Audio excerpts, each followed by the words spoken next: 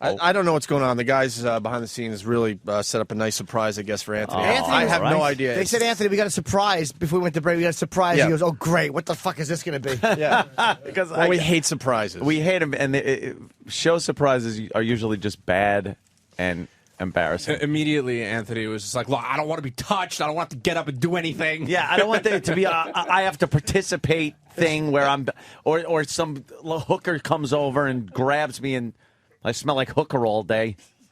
Hello? Well, why don't we just go? It's just a phone call. You can right. handle a phone call. Yes, I can. Hello? Hello? Hi. Is this Anthony? Yes. Oh, great Scott! It's your birthday! No way. Oh, my God. Am I right? Or am I right? Is this real? Yeah. Come on. Yes. Wow. For real? Doc Brown. Doc Brown! Well, how are you, sir? Happy birthday. How you doing? Thank you. Wow, I am flabbergasted that one of my favorite stars is calling for my birthday. This is fantastic. Well, You do not know how many times I have watched you, even in number 3, in Back to the Future 3, which even a big Back to the Future fan. 3 is kind of, but you pull it off. well, that was my favorite, number 3. Number 3. Yeah. It had romance. It had all that stuff with a train. It had a horseback riding. It was a western. I mean, And a red log. Yeah. Yeah. So, Oh my God. What? Well, how are you? I'm doing great, thank you. Yeah, I'm here and doing good, working. And, What are you working on these days?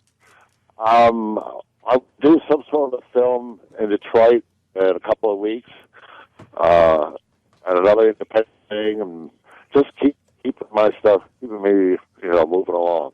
I have to ask you something. You were always so concerned about the whole future, and you shouldn't know about it, and don't mess with the past.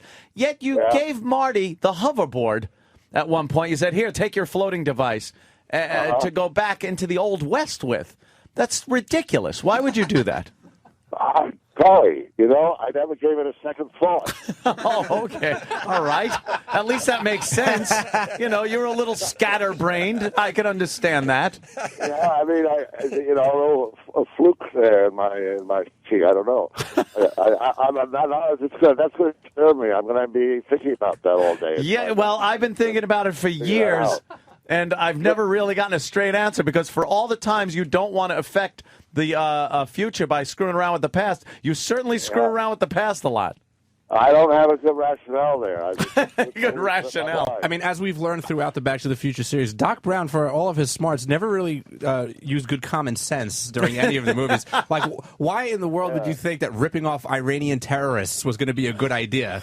Libyan, by the way. Libyans, what'd I say? Libyan terrorists. Yeah.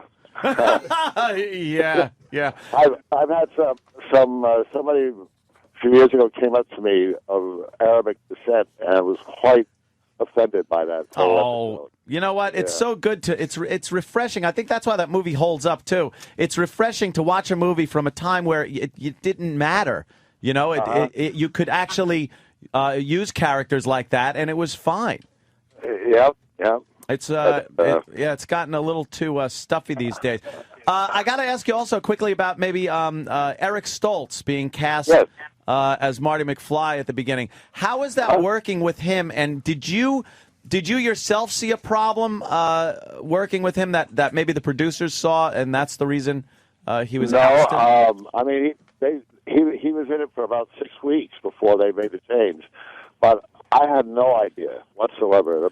And he was a very good actor, and everything seemed to be going well between us and all. But apparently, he didn't have just a little bit. They wanted a kind of a comic edge, and they felt, the producers, everybody felt that was had to be there, and he didn't quite have that. He was playing it seriously well, as right. playing the situation, all that. But they wanted, Michael's got that comic Did you notice that? Like even though you thought Eric Stoltz was doing a good job at the time, did you notice once they cast Michael J. Fox?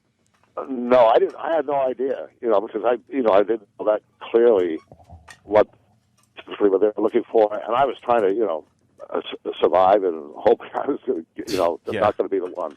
So no, I didn't. It was a big surprise. We came back.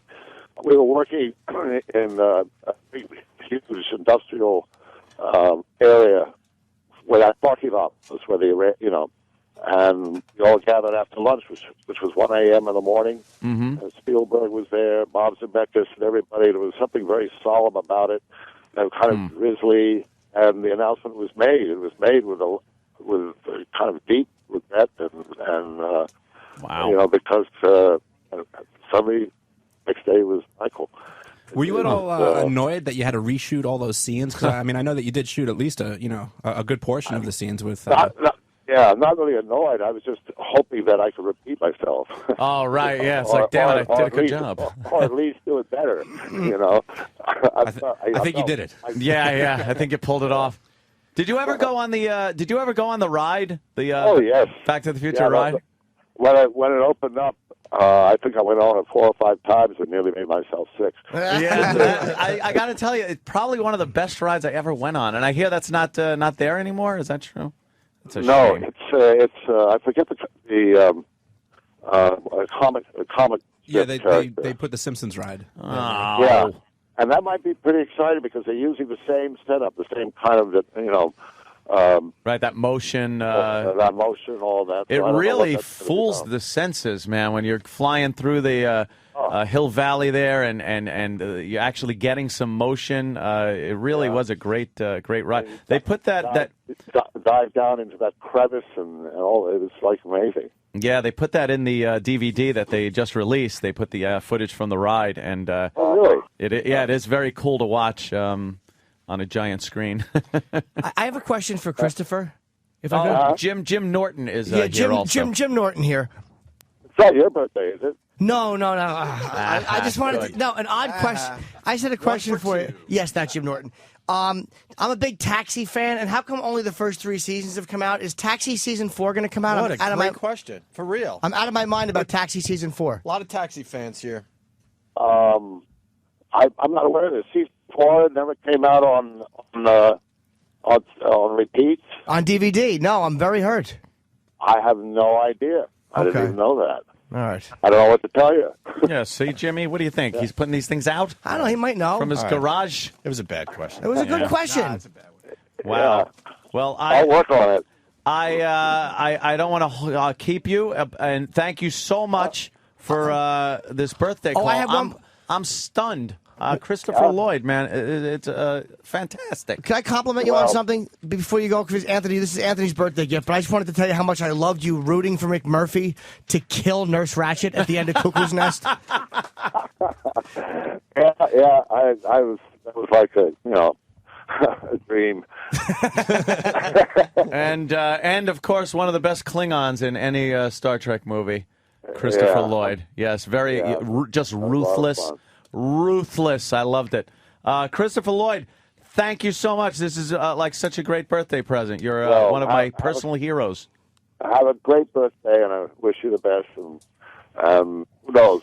We'll maybe do this again sometime. Well, come on in and see us when you're in New York. If you're in New York, we'd love to have you in the studio. All right. All right, sir. I actually know where I actually know where you live. So I'll live.